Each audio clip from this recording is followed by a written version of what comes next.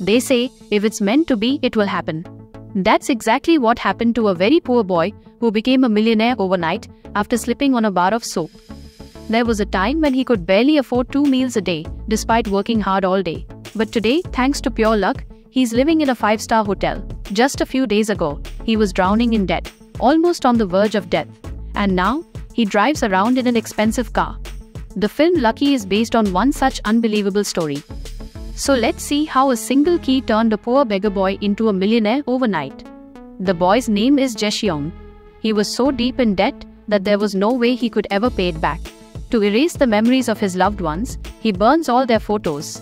With no escape from life's struggles, he finally decides to end his life. Just as he's about to hang himself, a woman knocks on his door and calls out, "Son, Jae-seong, open the door. I brought you some delicious noodles." Hearing this, Jae-seong thinks, maybe I'll eat one last meal before I die. When he opens the door, he finds his landlady standing there. Since Jae-seong hadn't paid rent for months and was hiding from her, the landlady tricked him with the promise of food. She shouts angrily, "You scoundrel! How many months of rent have you skipped? The moment you hear about noodles, you come running. Get out of this house today. This place looks like a pigsty, and you don't even bathe. How many days has it been? You stink." Somehow Jae-seong manages to close the door again and prepares to hang himself.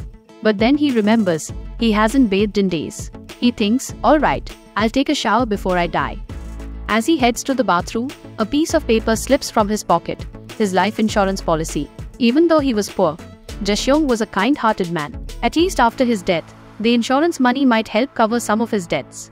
Meanwhile, somewhere else on a rainy night, a professional hitman arrives in a car and stabs a man to death. He stuffs the body in the car and drives off to bury it far away. But because of heavy traffic, the entire night passes and soon morning arrives. As he's driving the next morning, he notices blood on his hand. He pulls over, looking for a place to wash up. After a while, he finds a public restroom and goes inside. At the same time, Jae-seong also arrives there to take a bath. Jae-seong sees the man's expensive watch and wallet lying nearby and thinks, this guy must be really rich. They look at each other but say nothing. A little later, Jae-seong is sadly bathing, soap lathered on his head. Suddenly, the soap slips from his hand and slides across the floor, straight under the hitman's feet. The man steps on it, slips hard, and falls unconscious. A key flies out of his hand and lands near Jae-seong. Tempted by greed, Jae-seong quietly swaps his own key with the man's locker key. Soon, an ambulance arrives and rushes the unconscious man to the hospital. Meanwhile, Jae-seong quickly goes to the locker, opens it, and finds the man's belongings. He changes into the rich man's clothes, whispering to himself, "God, forgive me. I just want to live like a rich man for one day." Now dressed in a suit, he pays his overdue rent, even giving his landlady a few months' advance. When he slips his hand into the jacket pocket, he finds car keys. Soon he's driving around in a luxury car, shopping freely, and paying off every debt, even the money he once borrowed from his girlfriend. But when he meets her, she tells him she's getting married next month. Heartbroken, Jae-seong realizes, this car, this money, it's not mine. None of this can change my reality. The good man inside him awakens. He returns to the hospital and quietly places all of the man's belongings back. But as he turns to leave, the man suddenly grabs his hand. Terrified, Jae-seong freezes. The man then speaks softly. "The doctors told me my name is Young. I lost my memory after hitting my head. Do you know me?"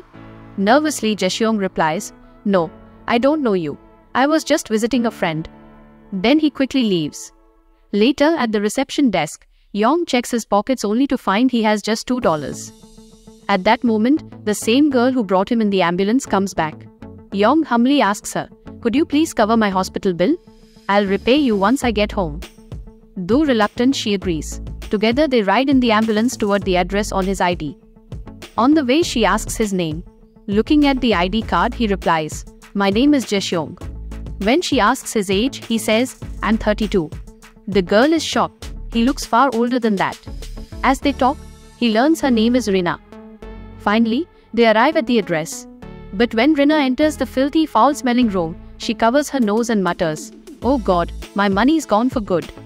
Young looks around the messy room, picking up old photos, struggling to recall his identity.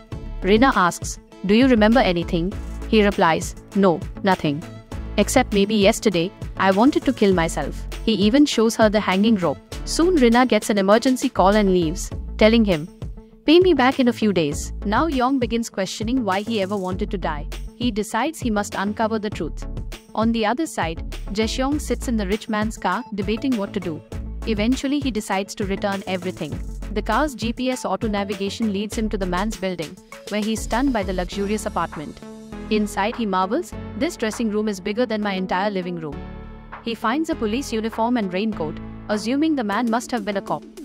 Relaxing on the sofa, he flips through TV channels, but nothing interests him until he suddenly sees a beautiful woman doing yoga. Shocked, he realizes it's not TV, it's a CCTV feed from another room in the flat. Meanwhile, Yong cleans his shabby old room, writes down details about himself in a notebook, and knocks on neighbors' doors. Nobody responds until he encounters a man arguing with his wife. A fight breaks out, and Yong instinctively defeats him with sharp martial arts-like skills. Though he's lost his memory, his body remembers. He wonders if he might have once been a kung fu master. Back at Yong's luxury flat, Jae-seong enjoys gourmet food, makes a mess, and falls asleep. But when he wakes, he sees on CCTV that the yoga girl is attempting suicide with a knife. He panics and nearly calls the police, only to realize she's just acting. Meanwhile, Rina visits Yong again, finding him sick and collapsed. She rushes to help. Turns out, he had smoked a cigarette for the first time and thrown up badly. Realizing this, Yong notes in his diary, he never used to smoke. He was a disciplined, clean man.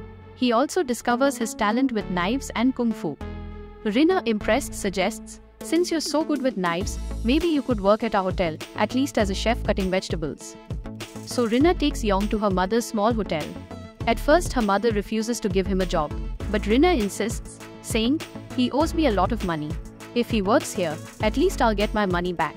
Reluctantly, her mother agrees but warns her, "Tell him to smile a little, otherwise the customers will run away." Meanwhile, over at Yong's flat, Jae-seong is bored and hungry.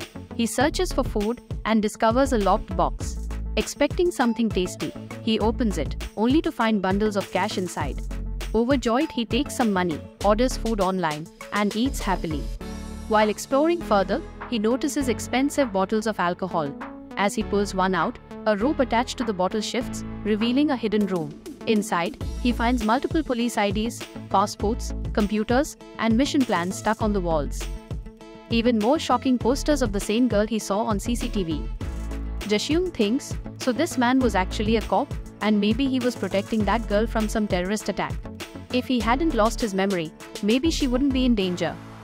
But no matter what, I'll protect her. He disguises himself as a delivery man and searches apartment after apartment. Failing to find her, he crosses out numbers from the diary list. Later, while watching CCTV, he notices the girl pretending to commit suicide again and realizes the noise is coming from the upper floor. He rushes upstairs, rings the bell, and finally meets her. But she ignores him and slams the door shut. Back at the hotel, Yong surprises everyone with his knife skills. He makes fun dishes with beautiful designs and even creates unique ice creams. Customers are amazed. Hundreds of girls line up just to taste them. Business booms and both Rina and her mother are thrilled. After a long day, Rina thanks Yong. "Because of you, sales have doubled. You'll get your salary on the 25th. That night, Yong notices the calendar. On the 25th, a location is written. The next morning, he goes there and stands in line. Soon a van arrives. People call names, and when Yong's turn comes, he's taken to a film set. It turns out he was hired as an extra, a goon to get beaten up by the hero. But Yong keeps messing up the action scenes. Frustrated, the director yells at him. After the shoot, he's paid a small amount. Before leaving, Yong checks the attendance register and discovers Jae-seong's real home address. Curious, he goes there and learns that Jae-seong's father is a barber. Sitting quietly in the shop, he overhears a customer saying, "One day, your son will return as a big actor." Realization hits. Jae-seong must have left home chasing his dream of stardom. Yong walks away thinking, "Fine, then I'll return as an actor and prove myself one day." Meanwhile, Jae-seong keeps following the girl to her college. He overhears her telling her mother she'll leave the country next month. Suddenly, he notices a suspicious man trailing her, one of the same people who had hired Yong for the hit. Acting quickly, Jae-seong hides the girl in his car and saves her life. Back at the hotel, Yong shocks everyone by quitting his job. When asked why, he replies simply, "I want to be an actor." Everyone thinks he's gone crazy, but Yong throws himself into training, running every morning, practicing lines, and preparing for auditions. On the other side, Jae-seong continues to follow the girl and finally learns her name, Yoon-ju. But no matter what he does, Yoon-ju ignores him. Sometimes, she goes out in her car as if expecting someone, but nobody ever shows up. One day, while trying to help her with her luggage, Jae-seong accidentally breaks the handle.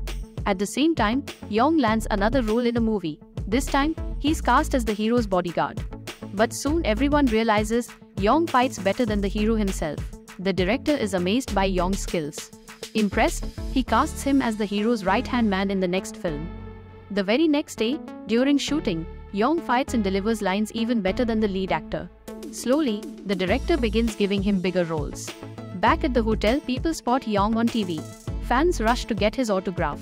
His days finally start getting brighter. Meanwhile, Jae-seong tries every day to win Yoon-ju's heart by giving her small gifts. Slowly, a friendship begins to grow. One day, while at home, Jae-seong answers a mysterious phone call. That's when he learns the shocking truth. Young is not a cop, but a hitman. He had been hired to kill Yoon-ju. Determined to find out who's behind it, Jae-seong disguises himself and meets the thugs. Since no one has ever seen Young before, they mistake Jae-seong for him. But their boss secretly orders someone to keep an eye on him. On the other side, Young's acting career rises rapidly. He outshines the lead actor, wins the audience and becomes the director's favorite. But during one fight scene, the jealous hero hits him for real. Young says nothing and asks the director to keep the shot. Back home, Yoon-ju tends to his wounds, and slowly a bond grows between them. Within days, Young becomes a superstar. Meanwhile, Jae-seong discovers Young's mission is indeed tied to Yoon-ju. He begins plotting to kill Young, but when he finally gets his chance, he's caught. To save himself, he blurts out, "I'm your biggest fan," and somehow escapes. Later, during a romantic shoot, Young struggles to act naturally. Back home, Yoon-ju helps him practice. By the next day, he performs the scene perfectly. As usual, Yoon-ju packs her luggage and leaves on a Thursday. Jae-seong stops her saying, "The person you're waiting for will never come. And even if he does, you'll be in danger." Startled, Yoon-ju asks, "Why have you been following me?"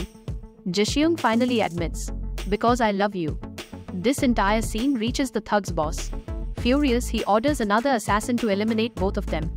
While Young's life is going well, one rainy day triggers his memory. He remembers who he really is, not Jae-seong but Young the hitman.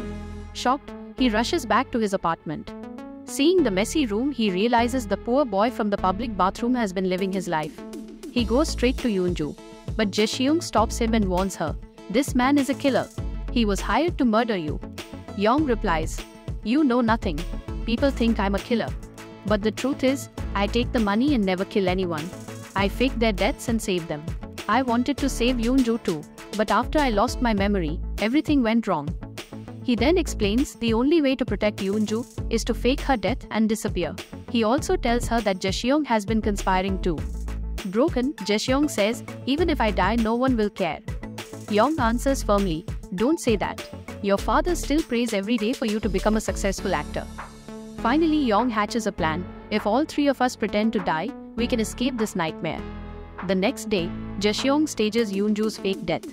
Just then, Young arrives, shocking the gangsters. "Why are there two hitmen for one girl?" the boss demands.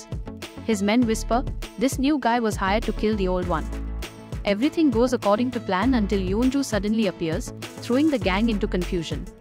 A clever trap is set.